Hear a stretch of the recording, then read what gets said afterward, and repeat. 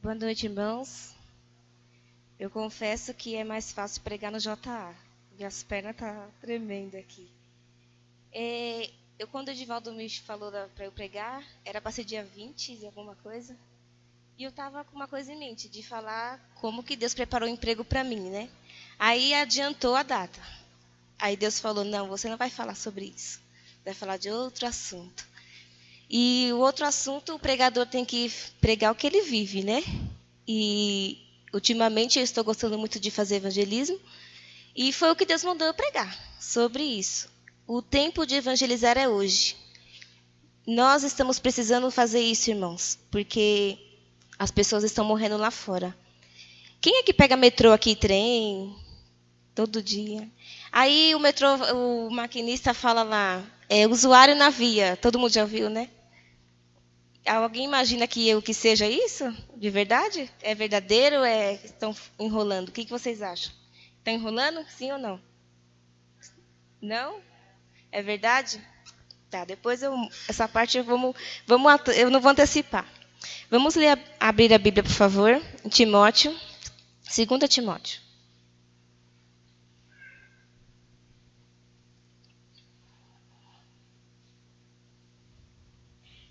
Capítulo 4.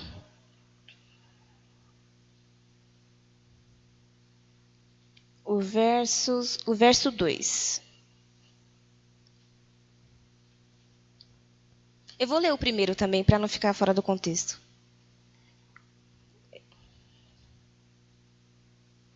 Conjuro-te, pois, diante de Deus e do Senhor Jesus Cristo, que há de julgar os vivos e os mortos na sua vinda e no seu reino. Versículo 2. Que pregues a palavra, instes a tempo e fora de tempo, redarguas, repreendas, exortes com toda a longanimidade e doutrina. Paulo estava chamando e exortando a Timóteo com o fim de levá-lo com excelência para o cumprimento da missão de pregar o evangelho. Para Timóteo era importante passar a pregar o evangelho para as boas novas para as pessoas. Quando aqui está falando no versículo 2, instes, eu até procurei no dicionário para ser mais exato, instes, insistir, convidar, insistir com frequência. Então aqui está falando, que pregues a palavra. Então insista, a tempo e fora de tempo. Então, pregando a tempo é quando a gente se organiza para fazer evangelismo. Marca 3 horas, vai todo mundo fazer evangelismo. Então, a gente está pregando a tempo. Aí, aqui, e fora de tempo. Fora de tempo é quando a gente está em alguma situação que a gente não planejou não planejou pregar o evangelho. Um exemplo, não sei se já aconteceu com os irmãos, de você estar no trem, no metrô, alguém começa a conversar com você, aí você pode ter a oportunidade de falar de Jesus. Está no curso, está na escola, na faculdade, você tem o dever de pregar o evangelho para aquela pessoa. É uma oportunidade que Deus te deu.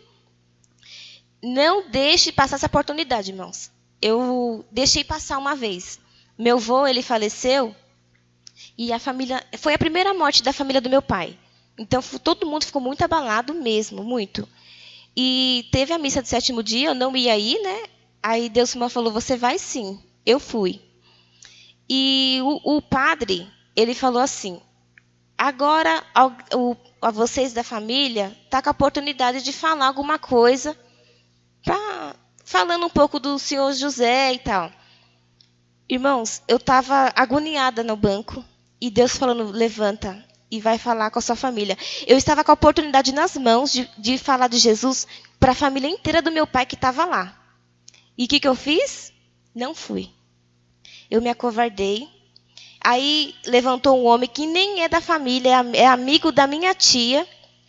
Começou a falar um monte de asneira, um monte de coisa que não tinha nada a ver, não tinha nada a ver com o princípio bíblico, nem com o espírito, os princípios católicos, nada a ver. E eu falei assim, não, eu vou ter outra oportunidade. Aí minha avó faleceu, não tive essa oportunidade. Meus tios faleceram, eu não tive mais a mesma oportunidade. Então, se vocês tiverem a oportunidade nas mãos de pregar o evangelho para a família, qualquer lugar onde vocês estiverem, se Deus colocou vocês ali, se tem uma oportunidade, irmãos, fale. Porque hoje, já tem 8 anos que meu avô faleceu. não tive mais a mesma oportunidade de pregar para minha família. O que eles sabem é o que a gente posta no Facebook, é quando eu falo alguma coisa, falo individual, mas eu não tive mais a mesma oportunidade, porque eu não insisti. Eu não preguei o evangelho com excelência, como Paulo está falando para Timóteo para ele fazer. Eu tive a oportunidade fora do tempo e não fiz. Então, isso eu carrego comigo, porque é uma coisa que me marcou muito. Então, assim, quando vocês tiverem essa oportunidade, faça isso. Se Deus mandar vocês falar, fale. Não tenham medo, não tenham vergonha. Se vocês têm vergonha de falar de Jesus, então, o que a gente está fazendo na igreja, se a gente não está vindo por Ele? E enquanto a gente não está fazendo isso, não está pregando o evangelho para as pessoas estão morrendo literalmente. Elas estão depressivas. Hoje mesmo eu estava conversando com um colega meu de infância. Ele foi preso e eu perguntei assim, Ricardo, qual é o preço de estar livre, de não estar livre, que ele ficou 4 anos preso. Ele, Mary, é horrível. Você se sente uma parede, você não peça para nada. E hoje eu estou aqui sentado, conversando, hoje eu posso tomar um sol, e eu não tinha isso. E assim, hoje eu posso estar conversando, e eu tive a oportunidade de falar para ele um pouco da Bíblia. Estava eu e uma outra pessoa falando. Então, assim, foi uma oportunidade pequena, mas que deu certo. Tem outros projetos também do Geração 48 que a gente também faz, que alguns deu muito certo, que foi o caso da serenata que a gente fez, e resultou no estudo bíblico. Amém? E a gente precisa desse tempo com Deus. É que nem hoje teve uma reunião com o Ministério do Jovem, e o pastor falou assim, que antes de Jesus chamar os discípulos para ser, ou melhor, antes de chamar as pessoas para ser discípulos, ele chamou primeiro para ficar mais perto dele. Então a gente precisa ficar mais perto de Cristo para poder pregar o evangelho para as outras pessoas. E qual é a exortação que eu quero passar para os irmãos? Enquanto a gente não está pregando o evangelho, enquanto a gente está dormindo no sábado, eu falo por mim também que sábado eu estava no banco ali, no último banco, dormindo. Enquanto a gente está dormindo, enquanto a gente está pensando nos nossos interesses, não está nem aí para as outras pessoas, está acontecendo isso na vida real. Pode passar, Márcia, por favor. E isso é real. É o que acontece toda vez que fala que o usuário está na via. Quando para o metrô, muito real. E o que a gente está fazendo por elas? O que eu estou fazendo por elas? Porque olhando o vídeo, olhando assim todo mundo antes de se jogar, parecia que alguém que ia se jogar no trem, no metrô? Parecia. Aquele rapaz que estava até assim, parecia que ele queria se matar? Não parecia. E nós não estamos fazendo o suficiente, irmãos. Isso aqui é 3 minutos de vídeo, acho que passou 10 casos, mas a mídia não vai mostrar nunca.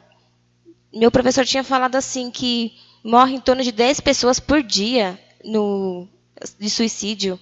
E o metrô Vila Matilde é o que mais tinha suicídio. Colocou aquelas barreiras lá por causa disso. E o que a gente está fazendo por essas pessoas? Porque, assim, Augusto Cury é um psicólogo, ele fala assim, que quando a pessoa está com depressão, assim, ela não quer matar, quando ela quer cometer suicídio, ela não quer matar o corpo, ela quer matar o que tem dentro dela. Então, dentro dela está gritando.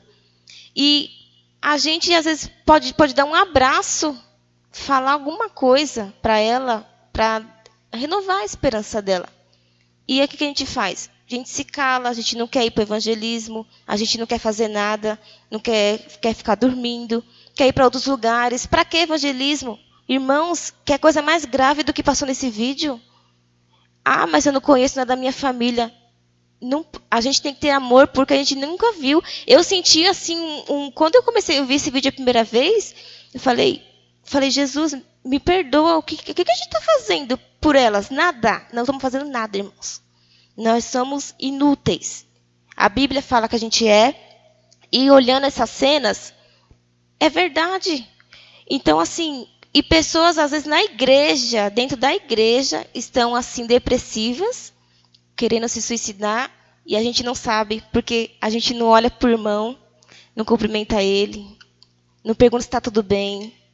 Isso é grave também. Então, assim, lá fora tá doente, aqui também tá. Então, tá faltando alguma coisa, alguma essência. O que tá? Agora, vocês que têm que ver dentro de vocês, o que tá faltando? Só para completar aqui, 2 Timóteo, no capítulo 4 ainda, Paulo fala assim para o Timóteo, no versículo 5. Mas tu, sê sóbrio em tudo, sofre as aflições, faze a obra de um evangelista, cumpre o teu ministério.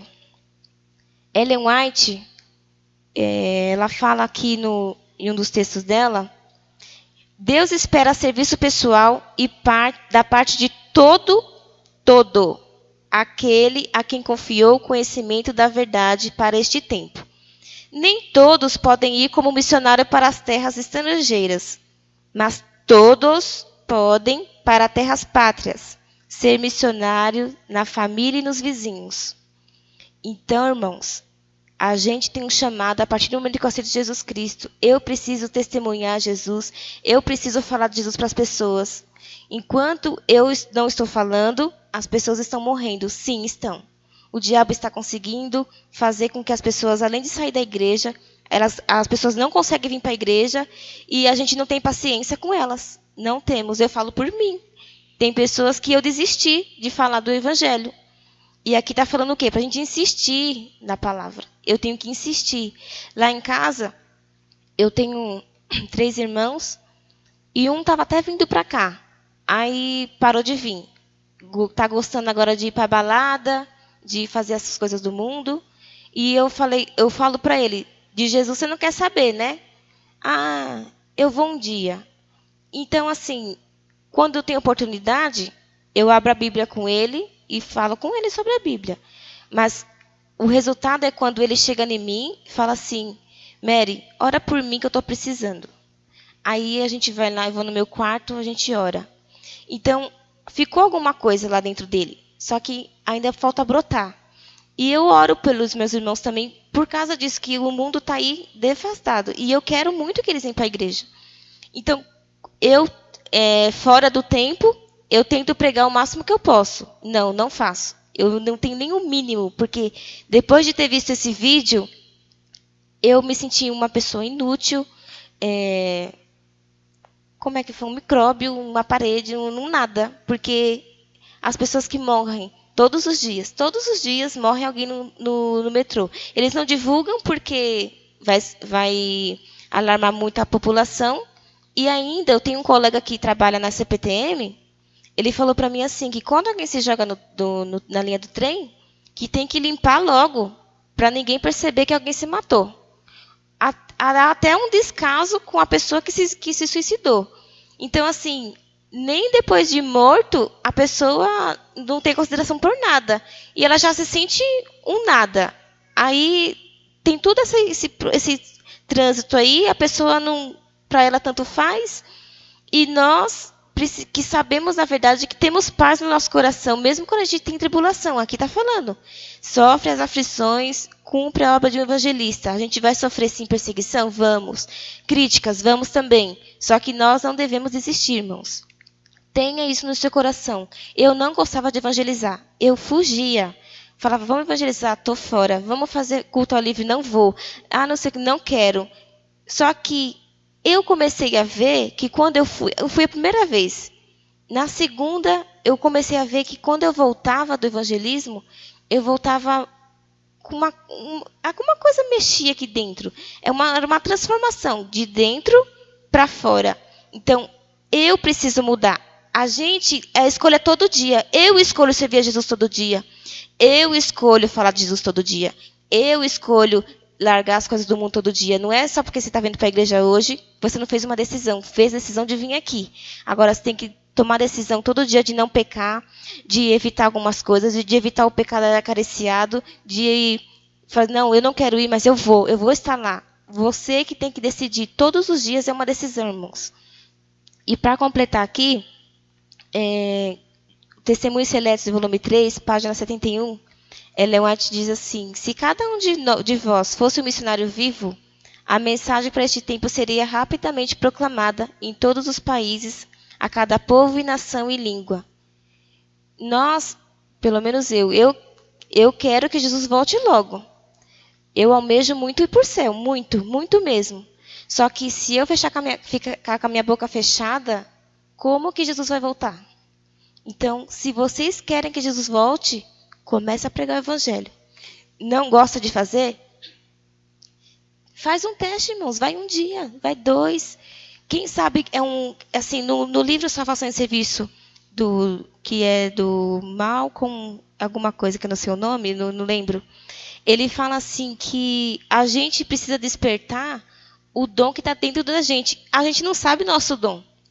A gente precisa experimentar os departamentos da igreja para a gente saber onde a gente se encaixa. Se a gente não fazer nada dentro da igreja, não tem como a gente se descobrir. Tem pessoas que têm limitações de tudo, sim. Aí ajuda a Asa em alguma coisa. Então, ela tem um dom de ajudar. Então, assim, cada um tem seu dom. Agora, eu não posso jamais, irmãos, ficar sentado no banco e ficar esquentando o banco. Não dá, irmãos. Olha a gravidade do vídeo. Isso foi o quê? 3 minutos de 10 casos. Imagina o restante de pessoas que morrem. Isso é muito grave. Eu até achei um pouco forte de mostrar o vídeo, mas às vezes a gente falando não é a mesma coisa de ver. Eu mesma sou uma pessoa visual. Eu preciso ver algumas coisas para ver, nossa, para gravar na mente, para não esquecer mais. Falei assim, nossa, eu preciso mudar. Então, assim, irmãos, que essa meditação sirva para os irmãos, como serviu para mim também, como Deus já tem falado há muito tempo comigo, referente ao evangelismo, tem me cobrado muito, tem falado, brigado também comigo, e eu espero que os irmãos sintam a mesma, como eu vou dizer, o mesmo aperto no coração, a mesma cobrança de Deus nos irmãos também. A gente vai fazer evangelismo, venham, irmãos. É um apelo que eu estou fazendo também. Venham. Venham, porque é bom, é gostoso. Se vocês ouvirem o pessoal do Geração 48, eles vão falar, não é ruim, é muito bom, mas vocês que têm que querer. A gente está aqui para fazer o convite, mas a decisão é de vocês. Então, a partir do momento que vocês decidirem aí nas ruas, lembre-se que você pode estar salvando uma vida, que não está se jogando, indo pagar R$3,80 para se matar. Então, que essa reflexão seja a de vocês. A Érica vai cantar? Tá, vamos cantar o hino Restaura. A necessidade das outras pessoas, que os irmãos possam ficar mais perto dele, amém? Vamos orar. Senhor, nosso Deus, nosso Pai, estamos na tua presença no nome de Jesus, te agradecendo, Senhor, por essa oportunidade tão maravilhosa que o Senhor nos deu, de estar aqui na tua casa para louvar e agradecer seu santo nome, Senhor. Te glorificamos, te exaltamos, que o Senhor possa nos dar uma boa semana e que possamos sim, Senhor, não ter vergonha de pregar o teu evangelho, de falar de ti, Jesus. Que cada irmão que esteja aqui seja tocado pelo seu Santo Espírito, para que possa ter dentro dele o missionário, ser missionário, Jesus, porque as pessoas precisam ouvir do Senhor. Abençoa a semana de cada um, no nome de Jesus, amém.